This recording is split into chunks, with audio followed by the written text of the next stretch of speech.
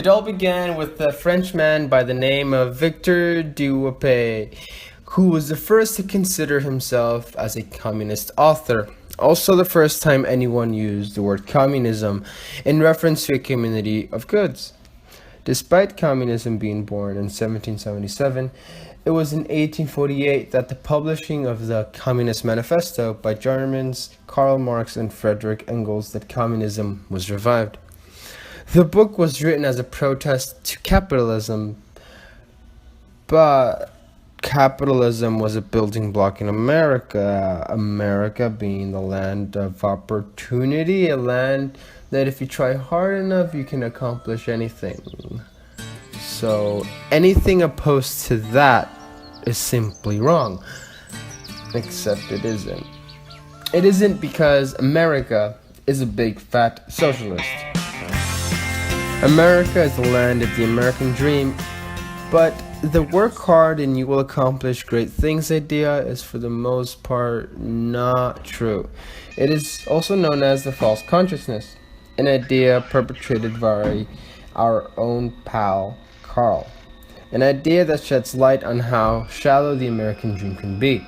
It says that if you work hard in this world, you will stay at the same economic status because employers and other wealthy folks purposely employ you, not so you can become boss one day, because that will come at the expense of the boss's job. Or as Daniel Little, professor of the University of Michigan, writes, in a class society, there is an inherent conflict of material interest between privileged and subordinate groups. Marx asserts that social mechanisms emerge in class society that systematically create distortions, errors, and blind spots in the consciousness of the underclass. If these consciousness shaping mechanisms did not exist, then the underclass, always the majority, would always quickly overthrow the system of their domination. So the institutions that shape the person's thoughts, ideas, and frameworks develop in such a way as to generate false consciousness and ideology. In fact, he was pretty right. Capitalism allowed and continues to allow for folks to become increasingly rich at the expense of the working class. However, before we can get into how the US is a socialist, let us take a look on how the past generation dealt with the very scary, very bad, very scary, and the very, very, very bad communism. In the 50s, diplomat George Kennan came up with the idea of containment as a response to the Soviet Union's growth and the fear that they would have an influence over the surrounding states. In the eyes of Harry Truman, who came to adopt this policy, China, Korea, Vietnam, and all of Eastern Europe would be in jeopardy of catching communism. The Cold War continued. Tensions between the Soviets and the United States became heated. Vietnam, Korea were clear examples of this. Worries on the Soviets' communism were validated when Stalin's successor Nikita Khrushchev addressed the 20th Congress of the Soviet Communist Party, saying that it was clear that Stalin showed in a whole series of cases his intolerance, his brutality. Instead of proving his political correctness and mobilizing the masses, he often chose the path of repression and physical annihilation, not only against actual enemies, but also against individuals who had not committed any crimes against the party and the Soviet government. Here we see no wisdom, but only a demonstration of the brutal force. Any state ran like that is clearly incompatible with a country like ours. A state where presidents say, we desire a different republic, one more in keeping with the interests of the people, more democratic, with an economy to fix and cities to rebuild and farms to save. Except half of that quote was actually said by Vladimir Lenin, a leading figure in the establishment of the Soviet Union. The part where it says, we desire a different republic, one more in keeping with the interests of the people, more democratic, was actually Lenin. So, what was communism really? First, communism was only a reality in the daydreams of Karl Marx and in the daydreams of other revolutionaries with communist agendas. Socialism, on the other hand, was in fact a reality throughout the 20th century. Socialism is a process to communism. To our luck, Engels and Karl left a huge manual on how to be communists. Free education for all children in public schools is among those things listed for the country on its way to a communist ideal. Quite interestingly, free public schools is a cornerstone to our identity as an American nation. Lyndon B. Johnson was a large proponent of furthering the quality of free education with his introduction of the Elementary and Secondary Education Act in the year 1965, which provided further funding for children from impoverished families. It also lets the military ask your school for your name and address, but just saying. However, the United States remained true to its core of limited constitution when Lyndon B. Johnson allowed for states to use grants up to their discretion to help alleviate fears that the government was reaching too much. Anyways, in the same bullet point, because Karl Marx numbered his 10 steps on how to be commie, he includes the abolishment of children's factory labor. In 1938, Congress passed the Fair Labor Standards Act. It changed the minimum ages of 16 for work for school children, 14 hours a day for certain jobs after school, and 18 years of age for dangerous work. Today, all the states in the United States government have laws for regulating child labor. These laws have cured the worst of evils in the children working in factories.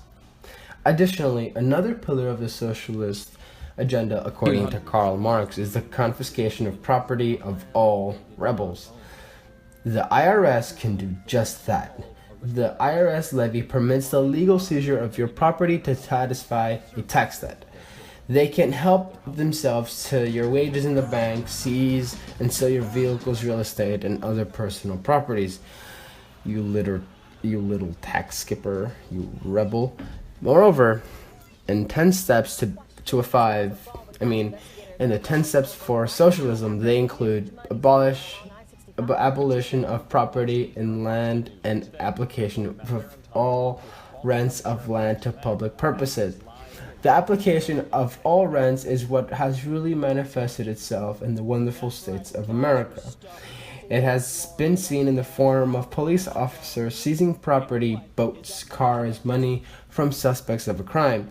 These capital of these goods can be then used by the states in their own agenda, like the drug war in the southern parts of our country, which is an often occurrence. If that were not enough, graduated income included in the Marx 10 steps for communists is apparently something we do as well. I paid my taxes over a year ago. Dad! What is it, sweetie? Did you see a scary picture in your picture book? That was last year's taxes. You have to pay again this year. No, because you see, I went ahead and year-wise, I was counting forward from the previous... So! I put the tax forms on top of your to-do pile a month ago. I have a to-do pile?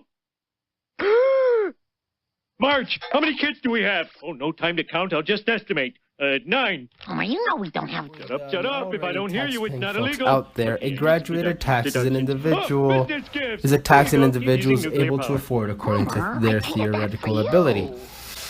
Nonetheless, Social Security, signed by FDR in 1935, has become another cornerstone of American identity. Government is able to provide impoverished individuals with a Social Security in the form of health care for young and old, Medicaid for the young, Social Security for the old. Despite first being used for unemployment, Social Security that is, it has become the chief component in ensuring people a secure future when they are old. Also, transport centralization of transport in the hands of the state is something that is seen in our country in the form of state highways originally funded by President Dwight Eisenhower in his huge interstate project, highway project. But today, in 2017, where is socialism? Bernie Sanders certainly was not the first to be socialist. Absolutely not. Socialist ideals, according to the very own socialist book by Frederick Engels and Karl Marx, clearly indicates that we have been taking socialist steps. Our goal may not be communism, but our goal is really, really simple. Our goal is a capitalist country where people can empathize with each other and respect each other's hard work. I don't know. Hopefully, the right people get elected this year. But Ben, yeah? The election was 6 months ago. Trump is our president. So yes, I suppose Oh, one can get satisfaction okay, bye. saying her move Shit. closer to our positions. But I think what the voters have got to decide is